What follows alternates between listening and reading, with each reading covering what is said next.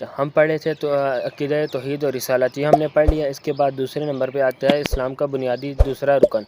दूसरा रुकन आप सबको मालूम है, जैसे कि इसको कहते हैं नमाज। नमाज इस्लाम का बहुत ही अहम रुकन है। आप सल्लम ने फरमाया अस्सलातु इमादुद्दीन, कि जो नमाज है वो दीन का सुतून है, यानी कि दीन का बुनियादी सुतून है। जिस तरह पिलर होता है, कुछ पिलर होते हैं किसी बिल्डिंग के वो बराबर होते हैं, लेकिन कुछ पिलर्स होते हैं वो ख़ास होते हैं। उन पिलर्स के बगैर छत या बिल्डिंग वगैरह मौजूद कायम या खड़ी नहीं रह सकती।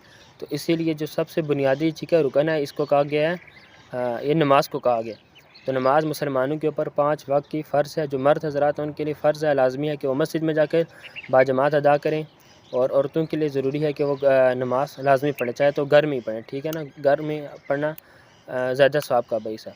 तो नमाज़ें कितनी है? 5, फ़जर, ज़ोहर, असर, मगरिब, इशा।